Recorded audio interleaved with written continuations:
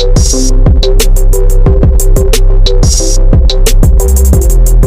blessed.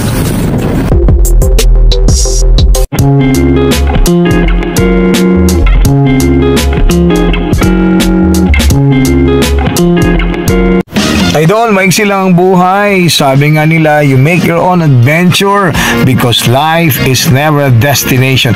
Life is a journey.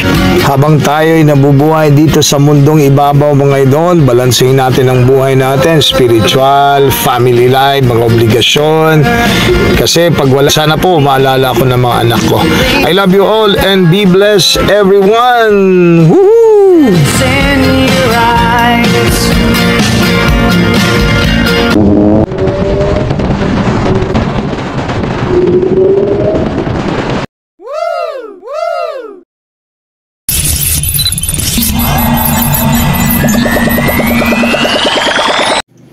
Idol, kailangan natin magtrabaho. Yan ang sabi nila, no? Kasi hindi tayo mayaman eh. Ngayon, siniset up natin yung ating, what do you call this, ang ating munting tindahan. Dito pala yung mga packaging, no? So, Sunday, dati idol, pwede tayo maggala, pwede tayo mag-trail, pwede tayo mag-motorcycle rides, pero ngayon po, hindi pwede. Kailangan kasi natin kumita kahit papaano. Kaya sabi nga nila, Sunday ngayon, wala namang bibili. Pero alam mo sa negosyo kasi, kailangan po natin kahit papaano, consistency. Sabi nga ni Diwata, consistency ba? Consistency in terms of makikita ng mga customer, open ka anytime, gusto nilang bilhin, pwede, no? Mga tabla sila. So nisita lang kita trabaho, idol. So ito pala yung electric fryer namin. Okay. This one, tingnan nyo naman, no, ang oil ginagamit natin for chicken, for fried chicken, coconut oil kasi mas healthy. Ito naman isa, ginagamit natin sa chicharon. So hindi po pwede mag-interchange. Okay? Naman po yung ready to bread, ready for breading na po yung manok natin. Ano daw to mga ingredient? Wala namang sikreto dyan, no?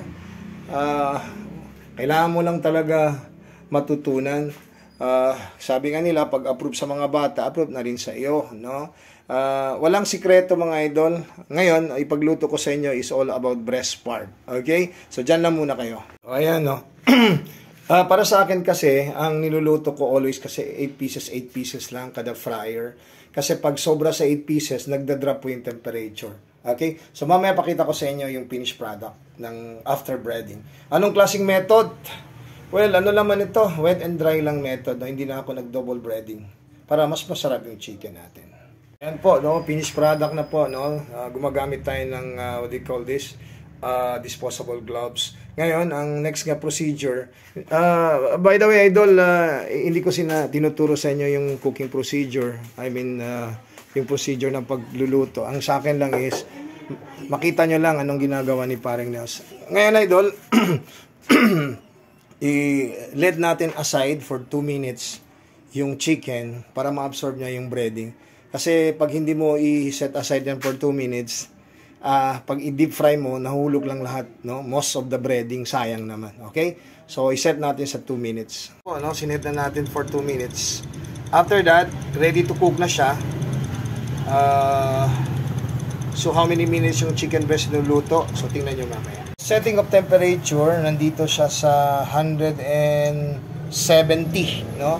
The most is 190 po na centigrade or Celsius. Okay? So, tama. Celsius. Pag ang 179 pala is 350. Okay? 350 sa, what do you call this? Sa Fahrenheit or Fahrenheit. Okay? Ito po. So, standby muna for 2 minutes habang sineset aside natin ang breading.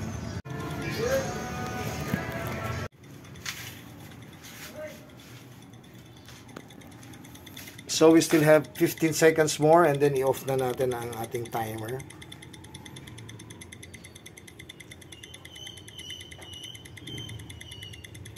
Four, 3, 2, 1. Off na natin mga idol. 2 minutes. Okay? So, ngayon, tayo magdadrop na ng chicken. So, So, gamit ang ating, what do you call this? Disposable gloves. Po, no? Na-drop na natin. Now, let's set it to 8 minutes. Coveran lang natin ngayon. So, 8 minutes. Ayan. So, antayin natin kasi breast part naman siya. So, 8 minutes lang. So, standby muna kayo. Po, after 8 minutes, ganito na yung ganito na po yung appearance ng chicken natin. Pero depende po sa inyo kung gusto nyo gawing golden brown. Kasi pag bago yung oil, hindi siya magiging golden brown talaga. So, preference nyo pa rin, idol, kung ano yung gusto nyo talaga. But para sa amin, ito yung the best crispy fried chicken. Ayan na nga po, ito yung finished product po natin. So, after 8 to 9 minutes ang niluto, in-extend na natin konti pa na golden brown. So, crispy po ba siya? Of course. Yeah, no? Hindi naman siya tough, no?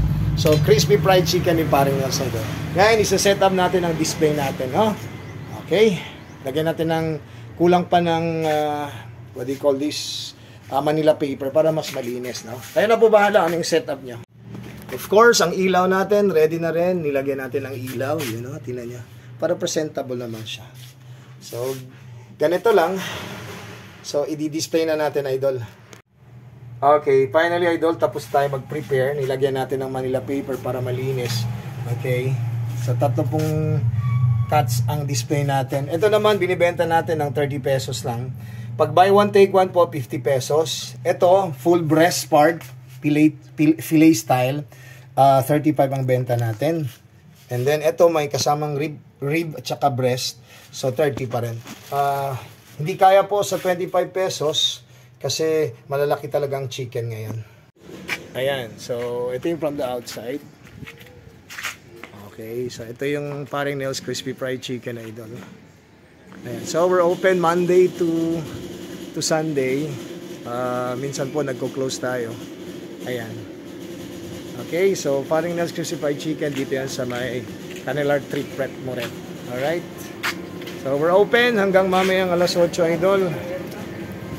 Pag gusto naman with rice, 50 pesos lang. So, sana po, visit kayo sa amin. Ayan. Meron na nga akong customer, oh.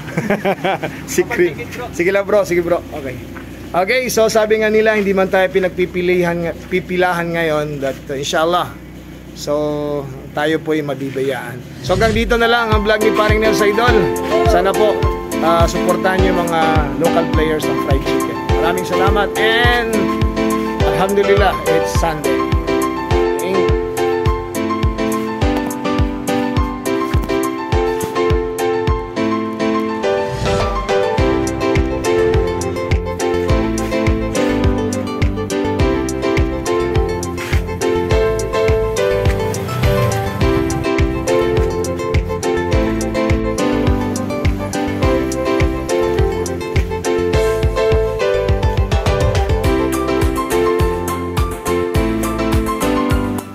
Don't forget mga idol, until my next vlog, if you want this kind of content, please do subscribe and follow my channel. Bye-bye!